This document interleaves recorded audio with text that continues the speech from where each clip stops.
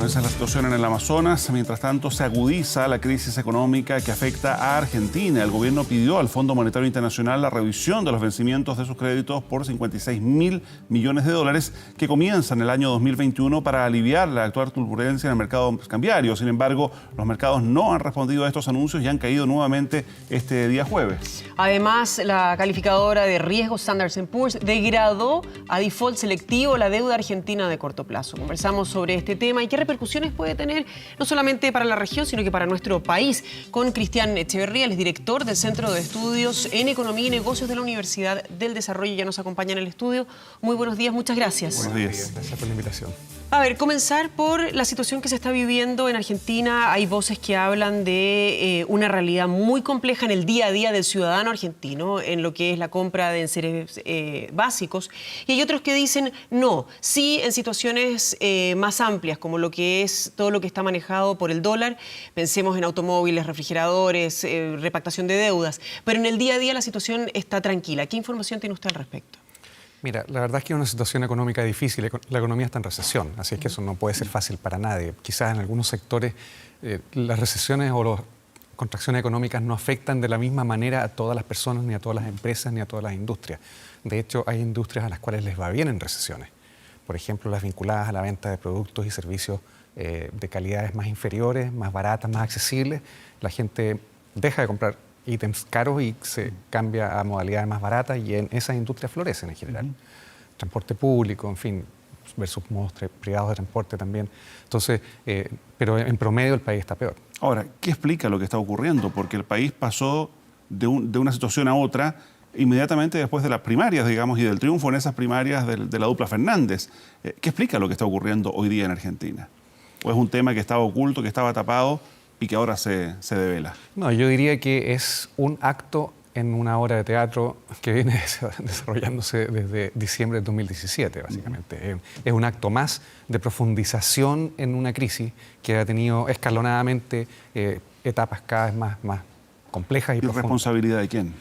Aquí hay responsabilidades compartidas de distintas maneras. O sea, claramente el gobierno de Macri heredó una situación de descalabro económico que estaba a punto de estallar, es decir, de déficit fiscal creciente, deuda pública alcanzando niveles considerados peligrosos en ese momento, inflación desatada sobre el 40%. Esa es la economía que le heredó.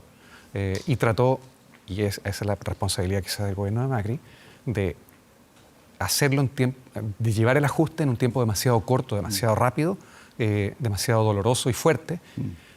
Y además con la mala suerte, yo diría, porque realmente eso es mala suerte también, de que el contexto internacional empezó a ser más adverso.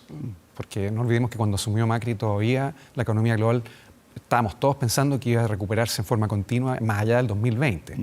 Y ahora claramente eso está lejos de los análisis. Y ahora, ¿cuál, de acuerdo a su punto de vista, son las medidas al corto plazo que debería haber tomado, o si está de acuerdo con las que tomó el presidente Macri respecto de estas deudas que ya vencía la primera hora a principios de septiembre, este reperfilamiento, como lo han nombrado en Argentina, y era la única salida que tenía?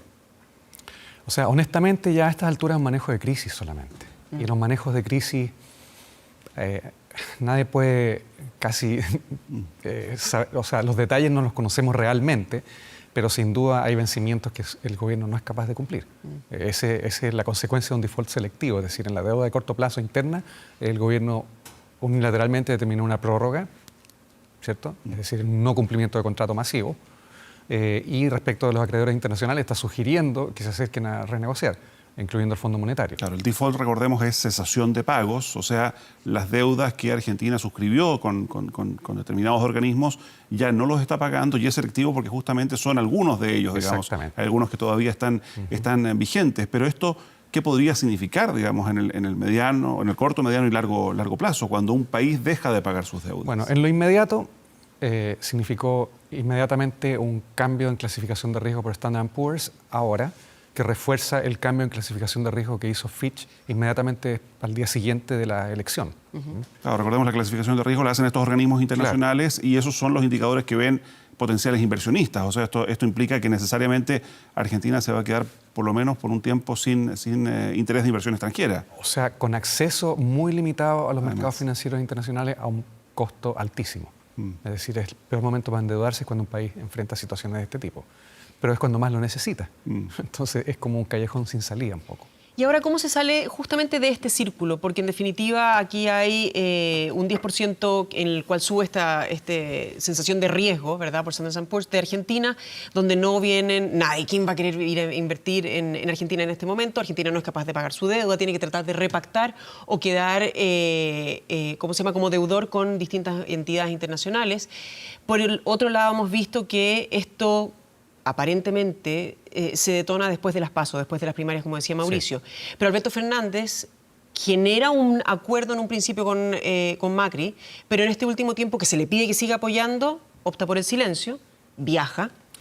Y en esta situación, ¿cómo se sale de este círculo? O sea, más que silencio, él ha dicho que no está de acuerdo en ninguno de los puntos fundamentales que no los conoce, del incluso, gobierno de Macri. Sí. Y ha dicho además que no está de acuerdo en los créditos otorgados al Fondo Monetario y que lo primero que va a hacer probablemente va a ser renegociar y reestructurar esa deuda. Ya, estos últimos 2 días se le ha pedido que salga a apoyar y él, en definitiva, después de estas declaraciones, dijo, yo me callo y no hablo más. Sí, sí. Bueno, la verdad es que desafortunadamente la política y la economía se mezclan mucho a veces. Los intereses políticos, desde el punto de vista político, la estrategia lógica de él es dejar que la hecatombe se profundice lo más posible, porque si es que llega a asumir, todo va a ser mejor desde ahí en adelante, ¿cierto? Ya no puede caer más bajo el país. Por eso, pero para poder salir de este bien círculo... cínico lo que estoy diciendo, pero el cálculo político indica eso. Absolutamente. Y el cálculo quizás de la visión del gran país diría lo otro, es decir, dar la seguridad lo más posible de que haya una transición, que no va a haber grandes cambios estructurales, de que se va a respetar los contratos internacionales y eso inmediatamente volvería, digamos, la confianza en parte.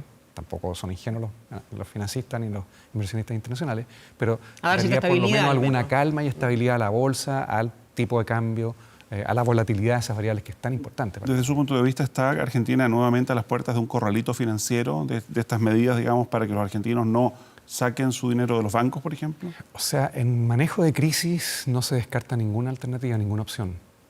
Y esta es una situación extrema.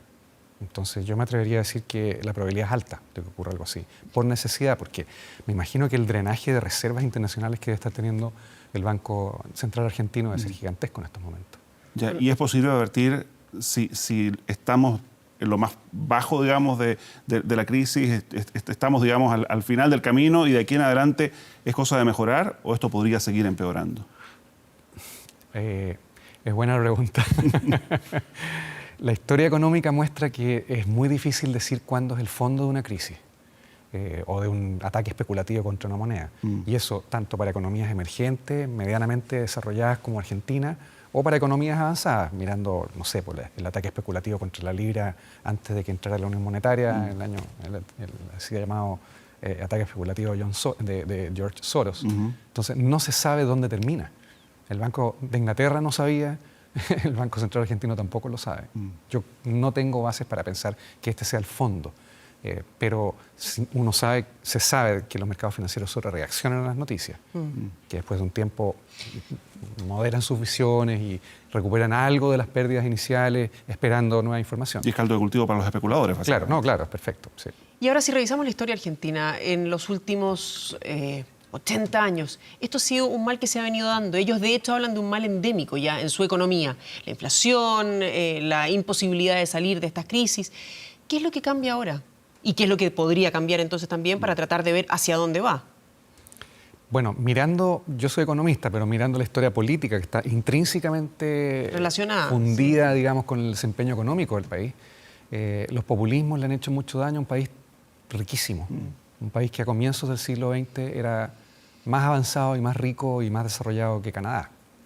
Una potencia mundial, digamos. Una potencia mundial. El granero del mundo, se decía de Argentina. En fin, o sea, petróleo, lo tiene todas. Y creo que desafortunadamente la dupla Fernández-Kirchner no hacen más que profundizar y perpetuar, digamos, estas varias décadas de populismos sucesivos. Pero así todo tiene el respaldo en las urnas. Sí. Sí. Y hay una mayoría que en las últimas primarias terminó apoyándolos y con clara ventaja, digamos. Sí, sí, porque, bueno, los populismos son atractivos porque hay personas que ganan en los populismos, que es el pueblo, entre comillas, por un rato. Eso, en lo inmediato, los bonos, los precios subsidiados de tarifas de gas, de electricidad, de servicios públicos, en fin. Pero la depresión económica y el subdesarrollo económico que Argentina se está retrocediendo en el tiempo. Ahora, profesor, en este marco de clara crisis, ¿qué pasa con el impacto que esto podría tener en nuestro país? Nuestro vecino, digamos, tenemos con ellos la frontera más amplia. De alguna forma, aun cuando Chile es una economía abierta, digamos, y sus principales socios siguen siendo China, Estados Unidos, igual hay vínculos directos. Hay ciudades que dependen muchas veces, Punta Arenas, por ejemplo, sí, entre muchas otras, de lo que ocurra o no ocurra en Argentina. Bueno, hay varias ciudades que efectivamente a lo largo de toda la frontera se benefician de intercambio mutuo de trabajo, de importaciones, bienes, en fin. Y eso se va a ver alterado en lo puntual, en esas zonas. Ahora, mirando la economía nuestra, la economía chilena, ¿cuál es el efecto que irradia hacia nuestra economía desde este problema argentino, digamos? Afortunadamente no es muy alto. ¿Por qué razón? Porque los vínculos comerciales con Argentina son chicos. Precisamente producto de que ha estado por varias décadas deprimido la actividad económica. Entonces, como comercio exterior, por ejemplo, es en torno al 5% del total de nuestras exportaciones. No está gran, pero puntualmente hay algunas industrias que sí están comprometidas. Estoy pensando en el turismo, en el comercio. Y el turismo, claro, nosotros nos beneficiamos siempre del turismo argentino en ciertas épocas del año y eso claramente va a estar deprimido de aquí en adelante.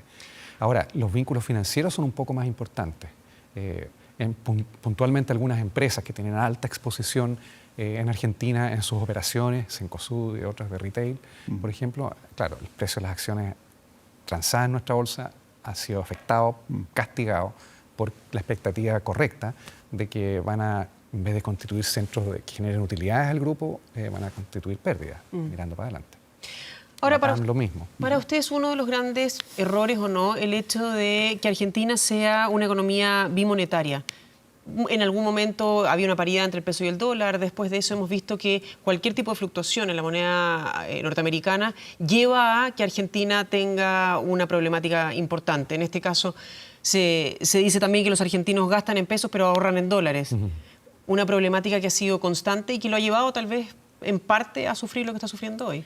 Es que los argentinos, bueno, saben sumar y restar, como digo yo. Entonces, efectivamente han buscado refugio en moneda extranjera históricamente, especialmente con el desastre del Corralito, que fue como la crisis máxima. La apreciación del peso argentino cuando se rompió la paridad 1 a 1. Entonces, desde ese momento, los argentinos han sido históricamente los principales especuladores en contra de su propia moneda. Esa es la verdad.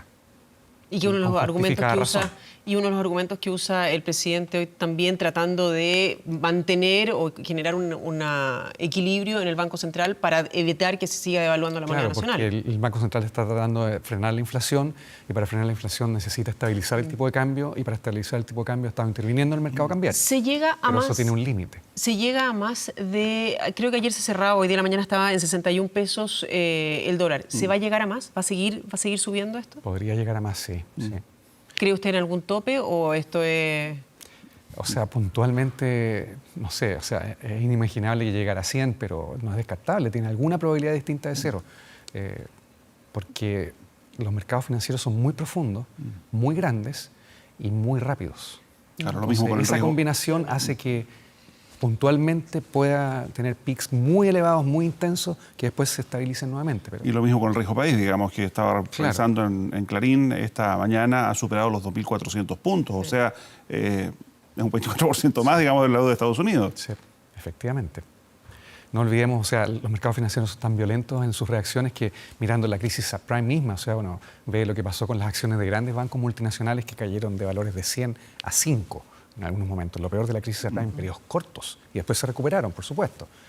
O las tasas de interés, los spreads, los premios por riesgo, en fin, o sea, incluso en los mercados más profundos del planeta de títulos emitidos por gobiernos soberanos G7, las volatilidades fueron gigantescas. ¿Deberían ser estas volatilidades y estos cambios tan abruptos como lo hemos estado viendo estabilizados después de las elecciones? Porque en este momento es una incertidumbre, uno podría decir, a pesar de que hay favoritos después de las primarias y todo, pero incertidumbre absoluta, puede pasar cualquier cosa. O sea, incluso, revisaba analistas que están poniendo en duda de que el presidente Macri termine su gobierno, digamos, su periodo de gobierno. O sea, así de crítica es la situación en lo político también. Sí, bueno, esos eventos son extremos, ¿cierto? Porque es un quiebre institucional. No tienen probabilidad cero, pero yo diría que el momento, ese es el peligro de la incertidumbre, que es como que se autorreplica y es una especie de estado de locura colectiva de los analistas y los mercados financieros, ideas que se ponen de moda y amplifican reacciones y sobrereacciones de los mercados de compras y ventas masivas en una dirección o en otra. Ahora, yo creo, mirando también la historia económica reciente y de larga data, que ojalá que se acabe esto y que asuma quien tenga que asumir, aunque sea Fernández, creo que la incertidumbre se va a resolver. Porque otra cosa es cuando un presidente que hace promesas y declaraciones asume. Hemos visto muchas veces que los gobiernos de alguna forma se moderan porque ya la responsabilidad es distinta, internalizan completamente los costos de lo dicho o de lo no dicho. Ahora es un candidato solamente, entonces tiene la libertad de poder simplemente opinar o callar. Muy bien, pues profesor, muchísimas gracias por habernos acompañado esta mañana aquí en 24 Muchas Horas. gracias. Muy